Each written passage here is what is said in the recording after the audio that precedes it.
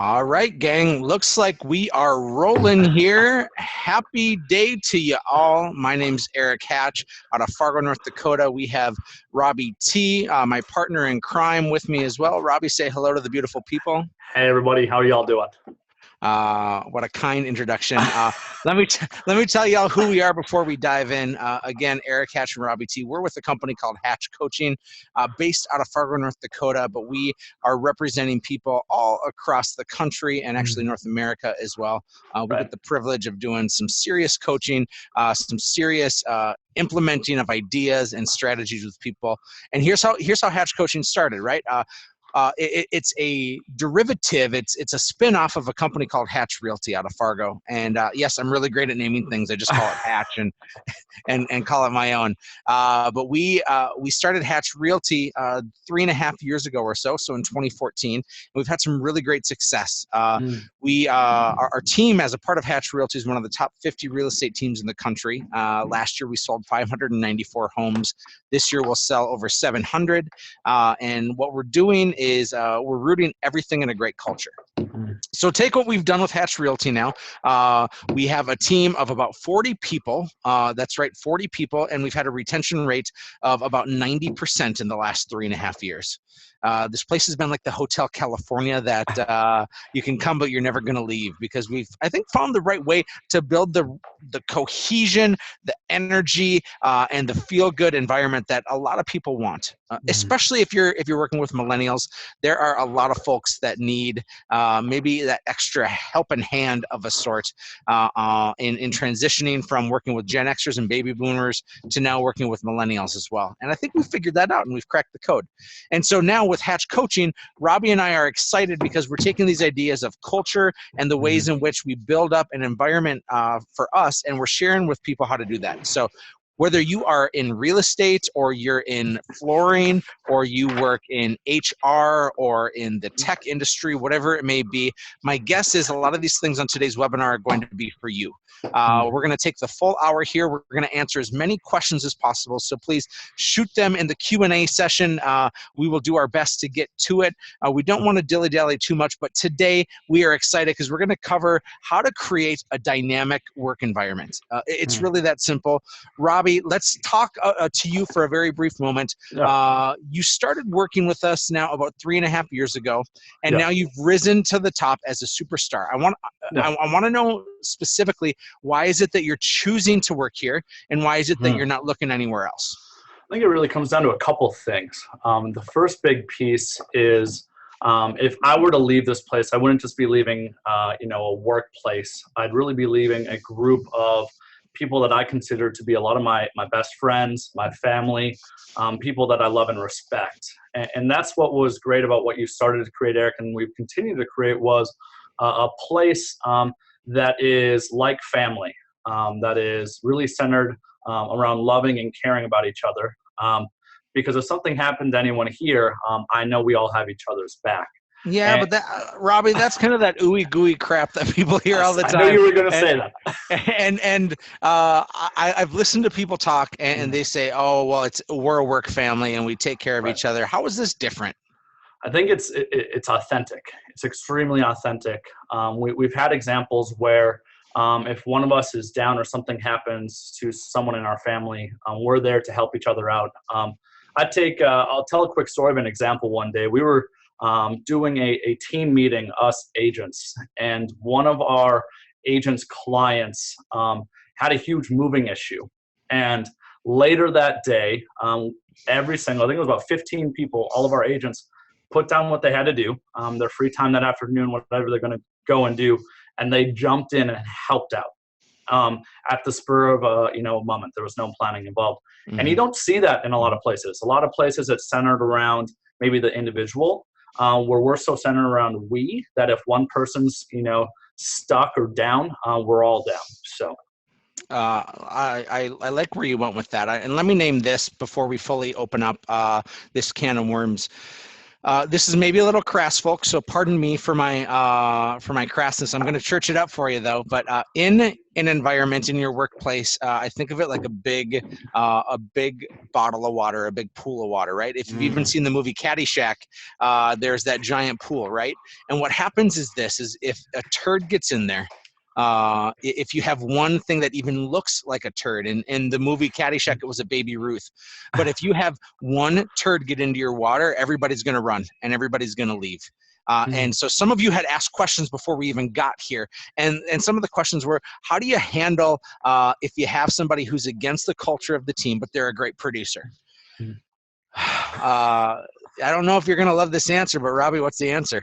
You got to get them out of there. You gone. I think is what I said earlier. Yeah. I think you did. And that can be a tough thing because production matters, and you have to have this pendulum. My friend Ben Kinney talked on stage a few months ago about this pendulum that swings for love and production, right? And it goes from one side to the other. If you've hired your friends, people who you had instant love for, chances are that pendulum's over here, right? And maybe their production, you allow too much grace in that swing. If you have folks in your world that you have loved and you've given too much grace to and too much slack to because you failed to implement great standards, there's going to be a tension there. And that tension can be a really tough thing in your world. But let's take the flip side then. Let's go all the way over here. And let's say you have somebody coming into your world and you put a lot of pressure on them to perform. And their metrics of production have to be at a really high level. And what happens is you forget to swing over to the love side sometimes. And this love side is huge. If you're going to create a dynamic workplace, and we're going to give you takeaways, we're going to give you things to check in a box so you can say, yes, I learned these things. But what matters most is the authenticity of the leader and the environment that you're in. Let me articulate that a little bit further. You as leaders have the opportunity to set the temperature of the room. I actually think that you're a thermometer, you're a thermostat and not a thermometer. A thermometer goes with the flow of things. If it measures a warm room or if it measures a cold room, whatever it may be, they're going to go with the flow of that. And you probably have some folks in your work environment that are go with the flow type of people. But specifically, if you're going to be a leader, it's your job to be a thermostat. That is to warm things up and to lead by example. I'm not saying to be the best producer, but I'm saying that your time has to switch. And this is where most of our coaching comes in. And Robby, I know that you can articulate this extremely well also. But what happened is when you make that switch from being a producer to automatically bringing anyone into your world, your priorities have to change instantaneously. Most people will say this, I'll put God and family first, and really, I think that a lot of us will even struggle with that because we don't put our family first. We go to work and we put work first. And the work that we put first is actually production and our clients and the people who essentially pay the bills for us. But I don't know how else to say it. I think that you're doing it wrong if you're putting your clients first. I think God and family needs to come first, and that means your time has to be there, and your intentionality has to be there. And when you get home, put down the damn phone. I know a couple of my coaching clients are watching right now, and we've had those serious talks about putting down the damn phone when you get home with your family. Your spouses would rather have 1 hour of quality time than 5 hours of you farting around on your phone, sitting next to them on the couch, okay? So priority number one is faith and family first. But the second thing is what comes next is you take care of your team members next. And if you take care of your team members next, I think that everything changes. I was talking to a local realtor, and he's a friend of mine, and he said, here's my focus for this year is we're going to put our clients first. And I heard that, and I thought, oh, I love you so much, but that's so wrong. And his intentions are right. I hope you hear that he wants to put his clients first. But realistically, if you're going to be a great leader and have a dynamic workplace, your team comes first. You as a leader, you as an owner, you as a boss, you as a CEO, you as the low person on the totem pole or the highest, you should be taking care of the people you work with before you take care of your clients. I'm a man of faith, and it's a bit of a discipleship model.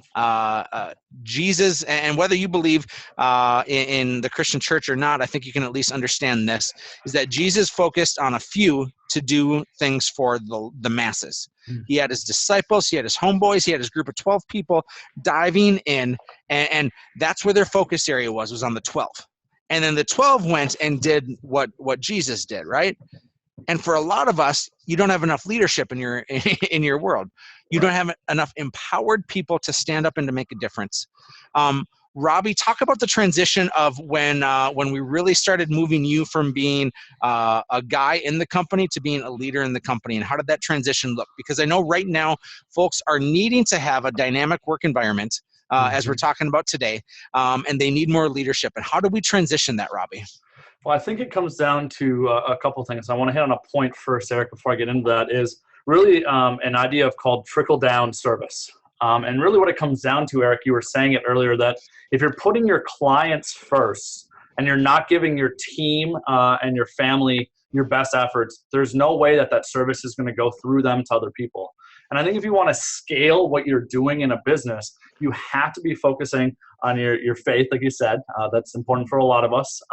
And then your family, and then your team. Because when your team is feeling good and feeling connected, it empowers them to go out there and serve the people that they should be serving. In other words, we're moving on towards, instead of just serving, saying we're going to serve clients, we're now serving our team who goes out and serves the clients. And that was the big switch that really had to happen, because I was the ISA guy. I was making the dials and I was producing. The switch that happened was my focus went away from making phone calls to people, now towards building and curating relationships with our teammates. And that's the biggest thing when it comes down to connecting with people and having great conversations and creating a great culture, is how great is your connection with each individual team member? How much do they feel supported by you? How do they feel like they can walk into your office and have a real conversation? Do they come to you with issues? Because if they're not, I guarantee you they're either frustrated, or if a frustration does boil up, they're going to go talk to somebody else instead of going directly to the source or talking to you about it. Robby, I was reading some Brene Brown last week, and I know you and I are big Brene Brown fans. Yeah. And if you haven't seen her TED Talk or read any of her books, this is my most glowing of endorsements. But she talks about vulnerability, and it's really interesting because she's declaring as a leader that we need to be more vulnerable. And in fact, we have to be bold enough to say that we're not doing okay sometimes, and that we don't have it all figured out. Vulnerability is interesting because it's the last thing you want to show, and the first thing you look for and appreciate in other people. And so I want to speak to the leaders out there right now who are watching this. If you are needing a better culture, a better work environment, I think it starts with your authenticity to be vulnerable and to admit that you don't have it all figured out. If you're having marital problems, if your spouse works with you, that's a different story. But if you're having marital problems, or if you're struggling with addiction, if you are hurting, if your bottom line isn't matching, I think the biggest mistake you can make is by acting like everything's okay.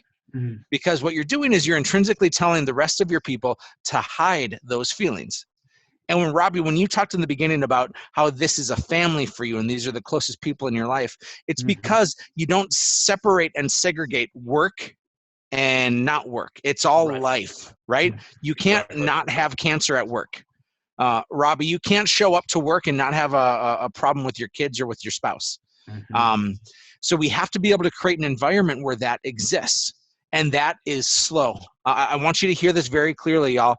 I say y'all like I'm not from Fargo, but let me say this very clearly, is the way in which you open up is the way in which other people will open up. And folks, if they love you and trust you, they'll perform better, they'll work harder, and they'll stay with you a longer period of time. Again, in our last 3.5 years, we've lost, but I think maybe 2 people have left, and then a couple of people had new jobs that they were relocating to, and we've had like almost a 90% retention rate. But it's not just keeping people around; it's giving them a fulfilled life. And that fulfilled life, Robby, has shown up for you in a number of ways and for our team. Give a couple of examples of how your life has gone, because I actually think you have a fascinating story in which you graduated from college a few years ago and were really struggling financially, and now you find yourself with not only riches, but with wealth. Help explain that. Yeah, so I grew up, and I'll go back all the way to my family. I grew up around a lot of scarcity. It was a lot more common for my cousins to go to jail than go to college. And I was the first family member, not just, in my personal family, but on my whole dad's side of the family to get a 4-year degree. And the transition that happened was when I was in school, I studied political science. I worked on campaigns. I was working 80 hours a week, working long hours when Erik found me. And I was making like $2,000 per month. Basically working real estate hours, except making nothing for it. And really what this place has created for me personally, and has allowed me to help inspire and create for other people, is ultimately freedom, financial freedom. For the first time, if I want to take a trip, I don't have to worry about paying for things. Because that's what I grew up around with scarcity, was worrying about I can't get the extra toppings on ice cream because it's too expensive. And I would challenge everything, and it was so exhausting and stressful. But the other big thing that is huge in my life now is there's a huge sense of belonging. That this culture, Erik described it kind of like a country club. It's exclusive until you get in here, and it's the most inclusive place in the world. That there's no bully here, that we're a family, and we have a huge sense of belonging no matter which role you're in. Well said, my friend. I want to jump in. We had a few points that we promised we would hit, and so consider me working towards those points right now. Again, if you have questions, feel free to shoot them towards us, and we'll do our best to answer. But let me say this. The less work you do, the more work you're going to have to do. And maybe you hear that literally and you're like, well, of course, if I'm not working all the time, I'm going to find myself with more work to do. But I actually want you to hear that differently, is the less you focus on work and rallying your troops together, I think the more authenticity, or the more opportunities will come to you because of that. So as I digress, I want to point this out. If your company is engaged in the community and not just volunteering one time a year, but if they're engaged on a regular basis with making relationships and seeing familiar faces, I think what's going to happen is you're going to develop more energy and more trust from your people. It's an exciting opportunity and change and shift in businesses, is that you have to be community minded nowadays. Millennials, in fact, will demand that of you, is that you need to be community minded. They don't want to come to work for somebody so that that person can get more rich. They're okay with the byproduct of the owner or the CEO getting more wealth, but they have to have purpose behind what they're doing. And so if you're going to create, I think, a really dynamic workplace, it's not about having a ping pong table in your office. It's about having a culture of playfulness. I hope you see that difference, because it's an important one. You can't simply say we're an office that has fun.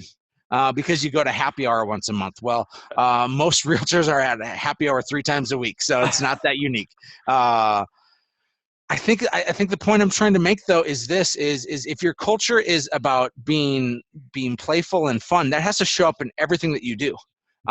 It has to be sprinkled in everything. You can't have a culture as a piece of your pie. Instead, the culture is the whipped cream that's on top of the entire pie. Everything you do is affected by your culture, by your work environment, and by the attitude that you take for your clients, but even more importantly, the attitude that you take for your team members. Robby, any final thoughts on that? I think the other big piece with that is you were talking about being a thermostat, and you as a great leader, and you as a leader will be the one that sets that trend.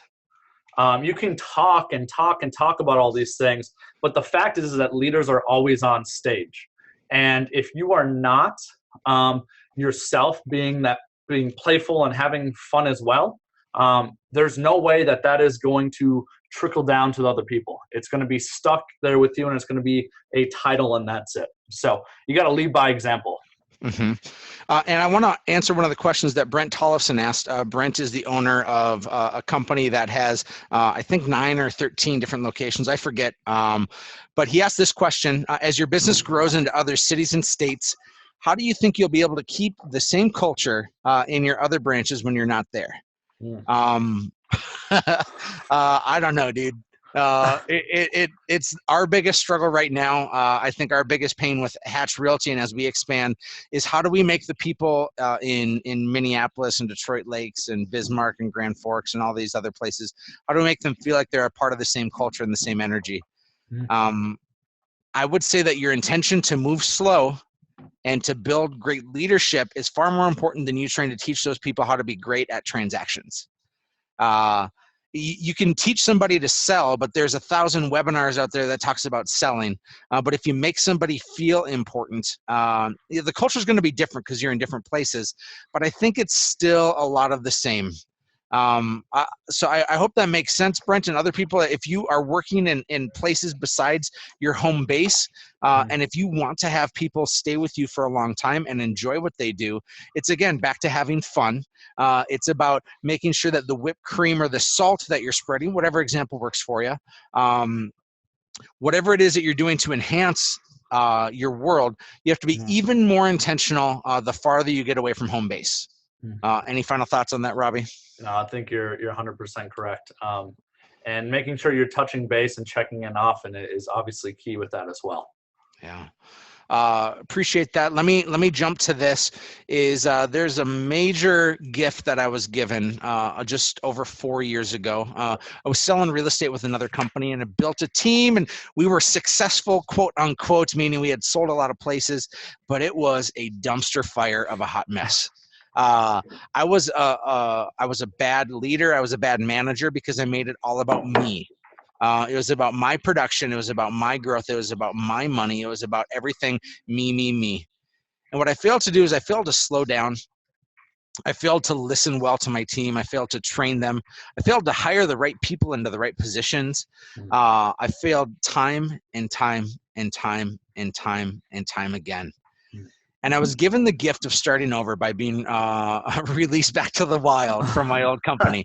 And I have nothing but love and respect for that company. But it was at that moment that I got the gift of starting over. And I switched it at that time from being all about me, which was really inauthentic to who I was made to be.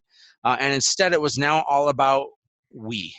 And it was about me taking the time to learn, listen, appreciate, slow down, and fully absorb what my team needed. A lot of times people will ask me how many people work for me, and my answer is 0. Because I come to work for 40 people every day. It's about them. And that approach as a leader, I'm not saying that what I'm doing is 100% right, but I can tell you that folks have responded differently when I come to work for them instead of them coming to work for me. Robby, tell us more about the we versus me. Yeah, I think really what it comes down to is if everything is about you, if it's about a me, it's going to be interpreted as, I think, egotistical. Is that fair to say, Eric? Do you agree with that? Yeah, it's anti-millennial. It's egotistical. Yeah, it's all those things. It's all those things. And when you make the shift to we, it's the ultimate sign of humility. And here's the biggest thing I think that goes hand in hand when it's all about me and it's ego focused. You think you are the only person that has the right answers. When in reality, when you are focused on we and you're humble, you come from curiosity and you search for answers from the collective of the room. And that does a couple things. One, it's getting a lot of different input from different people. I just think of our leadership group where we have a lot of diverse opinions in there and none of us have the right answer. But you take the diversity of opinions because we have the humility, because it's about us and we, and because we have a leader in Erik that's all about we instead of just me, we find better answers than most people would. And I think that was a big shift that happened for you, Erik, was when it was about you, you thought you had all the answers. I know, and that happens to me. It happens to all of us. So you're saying that I didn't have all the answers? No, you don't. But when you switch to we, you find the right answers, not just through what you're thinking, but through what others are thinking as well. And that's Well, huge. Curiosity is key to your. well, people are going to show up differently if it's their idea and not mine. Right.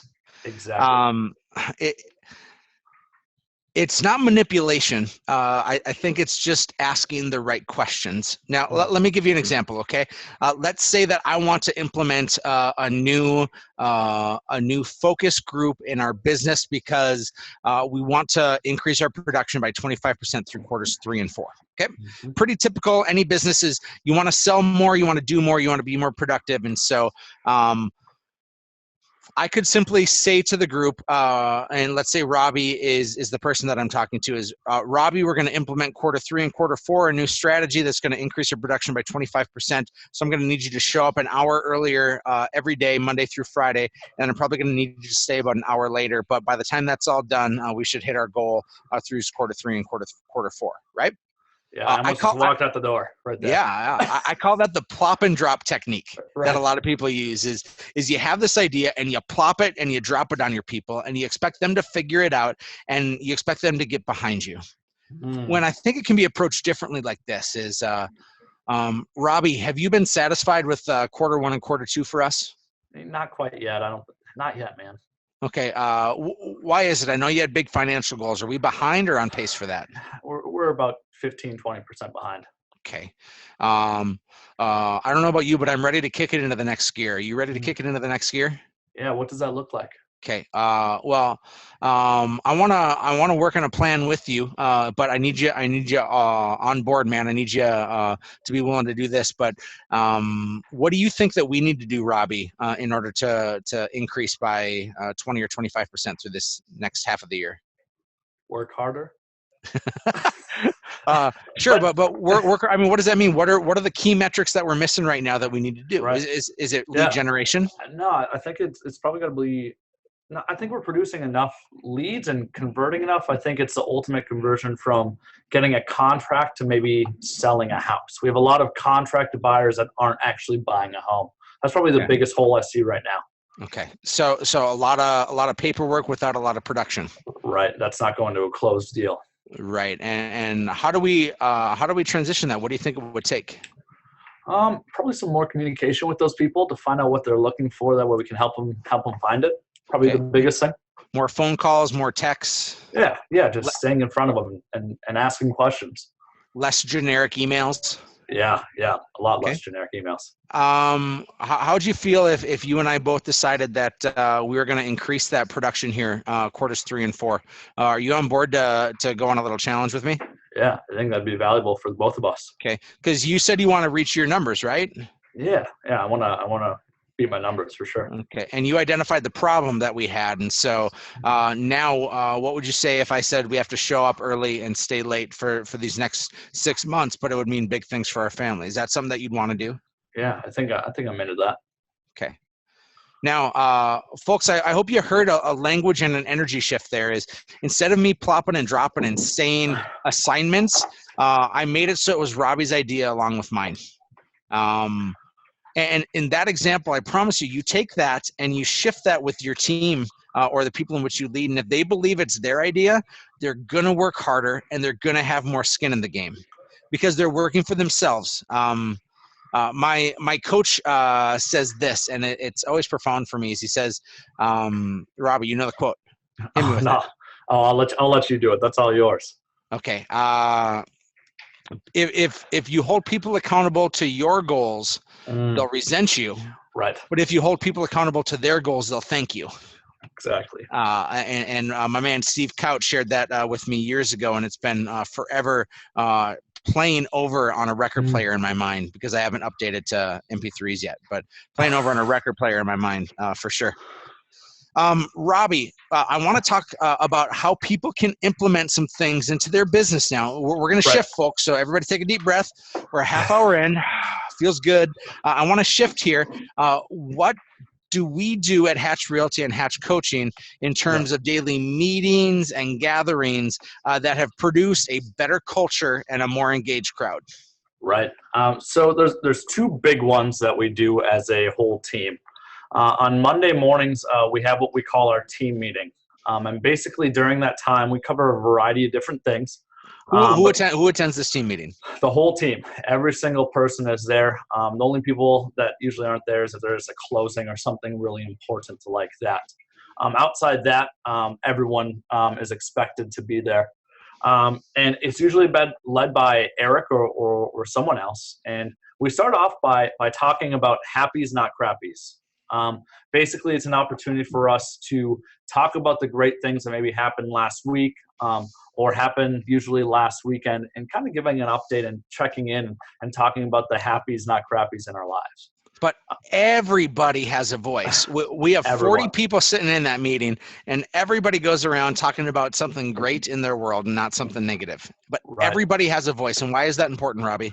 Because everybody's got to feel involved. If you leave one person out, if you leave people out, they're going to feel like they're on an island. And folks like me tend to talk over people like you, right? Right, yeah, you dominate sometimes. Let me just continue to talk over you. Prove the point. Thank you. That's right. But yeah, that's key. Is everybody's there, and it's a lot of fun. I mean, it's a longer meeting. We usually schedule it for about an hour. 45 minutes. Yeah. 45 minutes, and there's a lot of funny stories that come out of there. And I learn a lot about our teammates through those types of stories, who they are, what they love to do, what their passions are. So the happies, not crappies take 15 to 20 minutes, right? Yeah. We're using 30 to 40% of our team meeting to simply listen to everybody of what's important in their life. Right. Okay. What comes after that? So after that, it depends if we need to cover something as a team, like a market update, or if there's some type of updates we want to do as a team, or maybe some videos. That's where we plug in. That's kind of the interchangeable part, is probably what I would say, is you can plug in what matters to your team in that moment, whether it's we need to talk about a video of getting some motivation or psychology, or a Brene Brown video, something like that. We'll plug that in. We use I'd say it's our teachable moment, right? It's we want to create a mindset and energy for people, and we spend 10 to 15 minutes really working on making sure that everybody's on the same page. Right. And then after that, we do celebrations. We always ask, what are we celebrating today? And that's one of the coolest things, because you'll see people get celebrated for things you would never, if you were on one side of the building, you wouldn't hear about. And it's a really great opportunity for people to boast about other people and what they've done. So that's really a cool opportunity as well. In that whole 45-minute period, we'll talk about new listings. We'll make a couple announcements, but we spend maybe 5 minutes on actual business, like business at hand. Right. The other 40 minutes is about culture and about the heartbeat of your group and how they feel. And some of you might right now be saying, well, you're missing opportunities to teach, or you're missing opportunities to get higher production. But hear me very clearly. Your job needs to be more about how people feel than how people produce. Truth. Okay. You are the thermometer, I keep saying this wrong, you're the thermostat in your environment. You are warming things up and creating an energy with what you do. If you're using that time, and please, maybe you've heard this 1,000 times over, but let it sink in today. Praise in public and criticize in private. Your group should not be reprimanded ever in a large group setting, because the person who needs to hear it won't, and the person who the message isn't for is the one who's actually going to take it personally. Your tough conversations and helping somebody self-discover why it is that they were out of line or why it is that they're falling behind, those happen in one-on-one situations. But in large group settings, you are continually building up, you're educating, and you're working on the culture and the heartbeat of your organization. To cover what Robby just said, that 45-minute team meeting happens on Mondays. Tuesday through, and that's 10:45 to 11:30 every Monday. No excuses. Tuesday through Friday, we do team huddles, 10:45 until 11 a.m. And again, it's required for everybody. Robby, there's 3 things that we cover. What is it that we go over during those 15-minute team huddles? Yeah, so we go over, the same thing that we just talked about, anything we want to celebrate. And then secondly, as always, any upcoming listings. This is opportunity for us to find out any, really great pockets that are going active. So homes that are just about to hit the market. And oftentimes we'll see agents like, oh, I have somebody for that or something along those lines. And then I'm blanking on the third one. So we do upcoming listings. We do any announcements that the group needs, and we of course talk about what we're celebrating. Yep. But 50% of our daily huddles are about energy, and they're about celebrating, and they're about lifting people up. If somebody has a big sale, we celebrate it. If somebody has a first sale, we celebrate it. But know that everything that we do in terms of management is a group managed opportunity. I'm talking about visual scorecards, and specifically, this comes from a book called The 4 Disciplines of Execution, otherwise 4DX for short, 4DX. Robby, why are these visual scorecards so important? Well, the biggest thing about having a scorecard is it has to be visible. You can have something tracked, you can have every metric tracked, but if people aren't looking at it consistently, weekly or throughout the day, it doesn't matter. Secondly, people want to see who's winning, whether it's them or they should easily be able to tell who is doing really well. And then third, people want credit for the work they're doing. They want to be able to see the visualization of, yeah, I did some great today. People want to see and get recognition for that. Doesn't mean that they want it to be written and blasted about, but they want it to be seen. The more visual those things have become into our world, the less issues that we've had on a regular basis. The group has learned to manage itself because it's all visual. And here's the great thing is a lot of times people will say, what happens if there's a person who lies on that? If they say they made 40 phone calls today and yet we continue to see that they're not selling houses or whatever product it is they're selling. You then have the opportunity to inspect what you expect. And that opportunity means you get to go in there and learn from them on, are they lying? Or are they telling the truth? And if they're telling the truth, where is the conversion going incorrectly? How are they not receiving the fruits of their labor when other people have had far greater success? But it answers all the questions without everybody sitting saying, I don't know why this person isn't selling any more houses, or I don't know why they can't figure it out. You can study those metrics and make it a really measurable thing. Right. Again, a lot of you are on this call right now because it's about having a dynamic work environment and a great culture. The culture that is winning is the culture that is producing. I was coaching a team a few weeks ago, and this team was frustrated with each other. I had 4 people that I was coaching at one time, and they were all like caught in the little itty bitty stuff that just makes you pull your hair out. And so as they were caught in this, we realized that the folks that win the Super Bowl don't get caught in those little things. And yet they totally get caught in those little things. There's a divine irony with both of that. When you're doing well, when you're producing at a high level, we tend to not pay attention to the little things. But the champions out there, and I hope that you have a desire like I do to be a champion in what you do, and that your playing small doesn't serve this world. The champions, when they win, won't say, way to go. I mean, yeah, there's a time for celebration, but they're going to say, what can we improve upon? And where do we get better? And know that in your world, we talked about that pendulum of love and production, is when production is all the more great, do not forget that production or that pendulum to swing over to love very quickly, to tell people how much you appreciate them and adore them. And we take people for granted far too much in our environments. We don't spend the right kind of energy telling people how much they're appreciated. But let me be careful with that language, because right now I'm speaking and mirroring and matching how Erik Hatch is built. And I'm a words of affirmation guy. Right. My love languages are words of affirmation and affection. So if you want to make me feel really great, tell me I'm pretty and then kiss me. It's the greatest way to make me feel appreciated.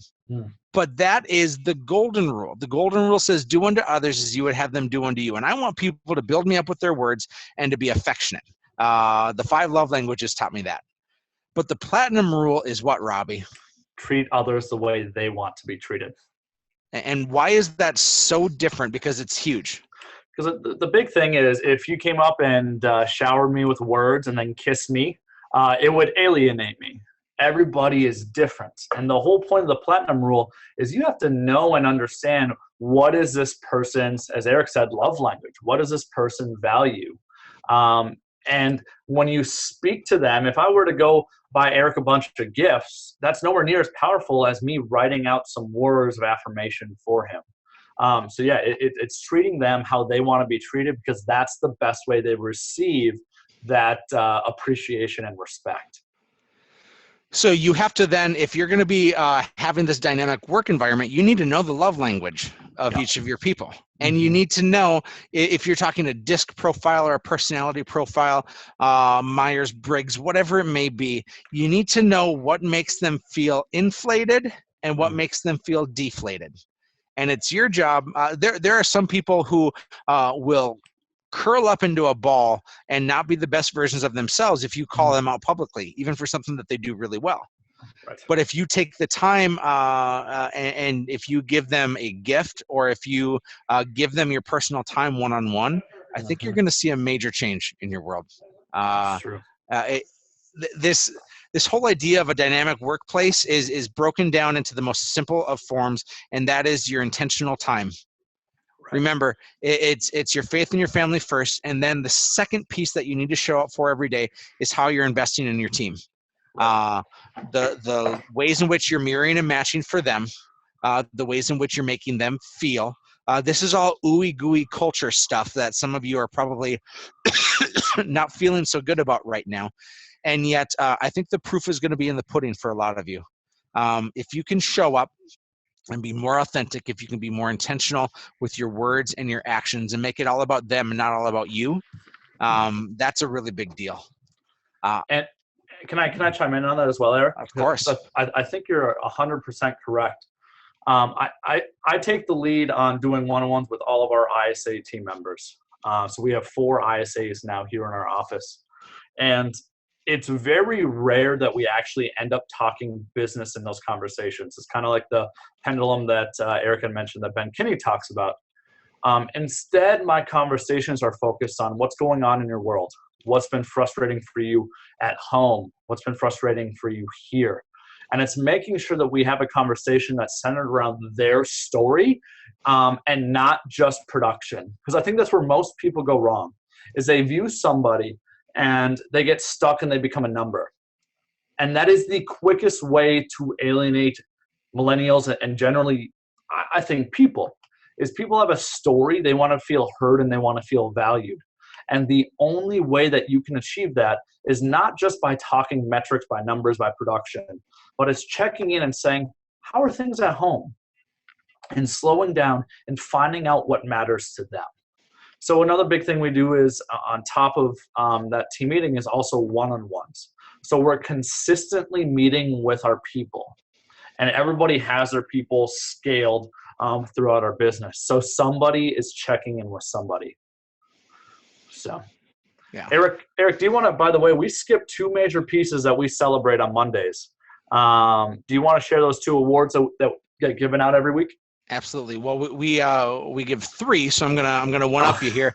We give our top agent of the week, our top performer, simple metrics driven, the person who sells the highest amount of volume and gets it pended, gets recognized, and then we give a rock star award and a culture keeper award. Both have different meanings. The rock star is somebody who's maybe performed well, but the culture keeper is somebody who might be the quiet superstar in the group.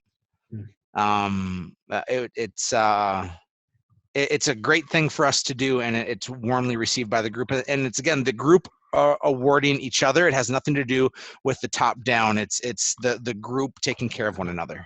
And the way that both of those work is, let's say I received that award this week, I would get a pick and give that to anyone I want. I could give it to somebody in my department. I could give it to anybody throughout our business, somebody that I recognize for fulfilling, being that culture keeper or being the rock star. Mhm. I want to jump here to a couple other things quickly. Number two, we talked about, well, number one, we talked about team meetings and daily huddles and the importance of those. Number two, I would highly encourage folks, if you care about your work environment, to think about doing quarterly sessions. And in fact, I even struggle to call these quarterly training sessions because I think most folks dread those kind of large events. Right. It feels very boardroomish and boring. And our quarterly trainings are more about culture and fun, and we play and we laugh until we cry. It involves everything from go-karts to pies in the face to trust falls to small intimate groups where you're talking about the hardest things you've ever gone through in your life. There's training elements to that. There's goal setting elements to that. But if you're interested in learning more about these quarterly training sessions, please reach out to us after this, after you watch this, and I'll give you our recipe for success on those. But the final thing that I want to cover, if you can have a takeaway here, is a pattern interrupt. And I think pattern interrupts are so important because most of us show up every day and each day looks like it did the day before and the day before. Even if your business changes faces all the time, one of the best things you can do is to schedule pattern interrupts. I'm talking show up and sneak out of the office for 2 hours and take a couple people to lunch that you haven't connected with in a long time. And let them know that you love them and you care about them. And don't talk about business, just be connected to them. A pattern interrupt would maybe be, I don't know, closing the office an hour early and just giving people some extra time off. It might be showing up and having a massage therapist on hand and giving massages all day long. Make sure that's in a private office. Otherwise, it's a little weird to do that out in your waiting room, right? But these pattern interrupts take a financial investment sometimes, but a time investment always. And what you're saying to your team is that I appreciate what you do so much that I think you need to do less of it. Because when you take that time to do less work, I actually think you get more work done. When you take the time to breathe and to change scenery, take your group and have them work by the pool for a day, if you're lucky enough to have a pool, or work in an environment where you can just change the scenery. And those kind of pattern interrupts need to happen, I think, on about a monthly basis. I have a couple of our team members watching right now, but I can tell you that I tried to get the ice cream truck to our office last week and just have it show up and give everybody an ice cream treat. Would have cost me 70 or 80 bucks, depending on how many Choco Tacos I would eat that day. But it would cost just a little bit of money, but it invests a huge amount into your team to simply say, I love you, I care about you, and I want to keep you around. Robby, final thoughts on that? I'm going to use an ISA example because that's what I do best. Our ISAs, all four of us, 5 with me, are going out to a lake place for 3 days.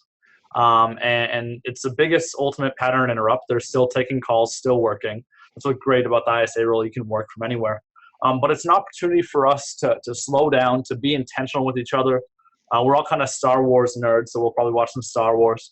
But that's, you're exactly correct, Erik. You got to have some type of pattern interrupt that gets people out of the routine and the same routine every single day of just coming to the office. And what it does is it opens up cracks for connection. Because that's the biggest piece about it is if you're so routine, it becomes mundane. I think that's what's great about a pattern interrupt is it gets your brain thinking in a different way, and it allows you to potentially connect on some things that maybe you've never connected on before. You're spot on with that, Robby. And the greatest gift that we can give our people is our time. It's not our money. It's our time, and we need to be more intentional with that. Absolutely. Speaking of time, I want to take the time to answer a couple questions, folks. If you have something that you're sitting on, please fire it at us. But we have Sonny who asked a question. Is it a good idea to bring a team member who left the team for known or unknown reasons back to the team? Sonny, I would say this. Is the person in culture? Do they match the heartbeat of you and your organization? Did they leave on good terms or bad terms? I think of marriages, and there's the few people who can get back together with their ex and have it work out. But for most people, marriages end and they don't get back together. If this person's still a culture fit, and if they left simply because they wanted to try something else, boy, I get that. Being on a team often means that you are sacrificing a net amount because you're sharing a commission now. And if somebody has aspirations of going and doing it on their own, I think that's the greatest compliment that somebody can give you is leaving you. Because what they're saying is you've helped to build me to a point where I think I can do this on my own. They're finding that they're more successful with you, and I think that's where you really have to be careful, is make sure that people feel that they can be as successful as possible with you. If that exists, then I think you'll hopefully have your answer. Any thoughts on that, Robby?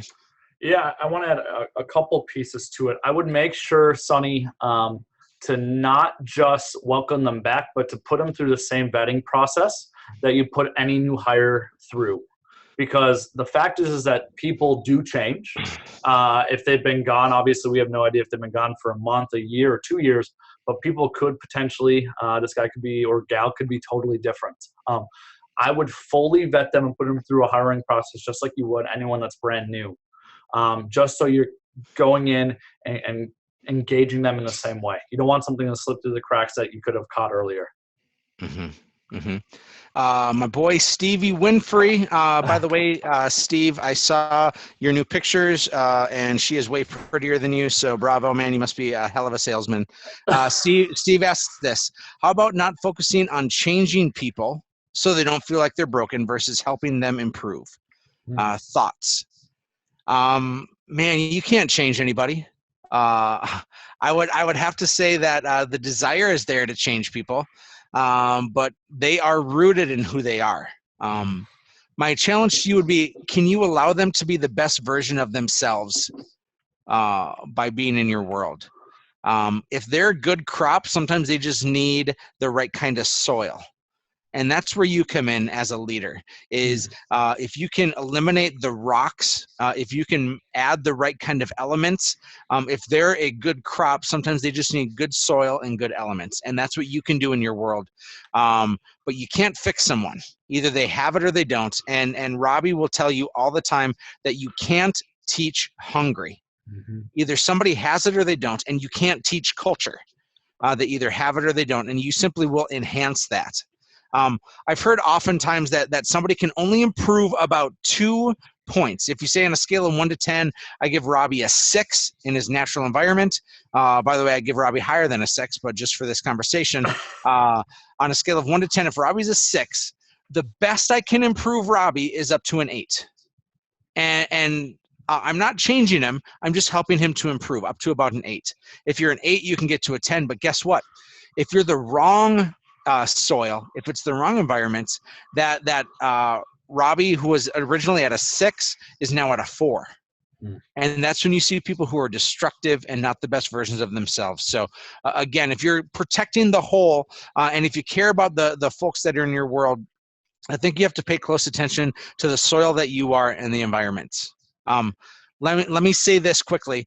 I think that some of you right now are wondering, how do you change your environment? You're at that point of no return, right? You've come all the way from here and this is the end goal, but you're caught somewhere in the middle, right? And that's where you want to get to, that you've gone so far that turning around doesn't make any sense, and blowing the thing up doesn't make sense anymore. My challenge to you would be, who are you empowering in your world? Because most of us get stuck with this idea and this logic that it has to fall on our shoulders as leaders. When I would instead say, who are you empowering in your world to do what you do? Because if you're the only one leading, or the only one with the ideas, or the only one with a voice, you are never going to get to where you want to get to. And then nobody's going to stay with you long enough for you to continue to have that same voice. But the longer you can, the more you can empower other people in your world, the more authentic you can be with them, the likelihood of them staying is longer, because you're building something for them, and you're not having them build it for you. And when you're building them an empire, you're going to have a vast world to look at. Thoughts, Robby? I think you're 100% spot on. I want to go back to the one earlier about what to do about changing people, because I agree 1,000,000,000%. You can't change somebody. The one thing you can do is you can believe in somebody in situations more than people do themselves. I think that's one of the most profound things I've realized, that belief in people above what they think they can currently do is the epitome of great leadership, because you're stretching them beyond what they thought was possible. So if somebody wants to change, they have a desire to change, I think believing in that and then empowering them and helping and finding out, guiding them through, why would you want to change? What impact would that have on you? When you can help them visualize those things, what you're doing is you're creating an accountability conversations, because this is no longer just their idea to change. Now it's your combined idea to change. You're collaborating with them. So I think that helps a ton. And believing in them when they want to make that change are the big pieces, I would say. Great points. I do want to make mention, folks, if you haven't done so yet, be sure to subscribe to our Hatch Coaching YouTube page. We're going to be doing a lot of webinars and a lot of other things. I think you're added to our mailing list if you're watching this now. We want to make sure that you get that. But a couple of things that I want to cover.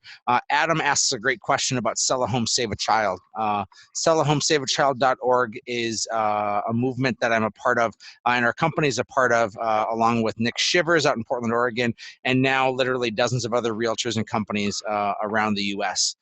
And what happens is every time that we get a chance to step up and sell a home, we are literally helping to save children. If you're having a down of the dumps frumpy day thinking that your work doesn't matter and that you don't have much purpose, whether you're an admin or a salesperson or anywhere in between, we're working for a larger purpose. And when that larger purpose is worked for, people tend to show up as the best versions of themselves because they're a part of something that matters.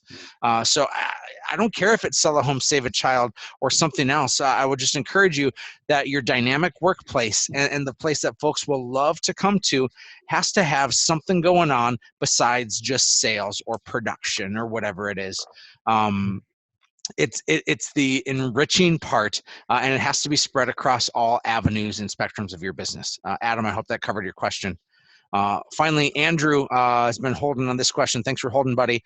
He said, I think that we'd all agree that being authentic in part means that we need to lead based on who we are. Any thoughts on how to discover the best way that we individually lead so that we can be truly authentic? Robby, you're the king of authenticity and individual leadership, so hit us with that.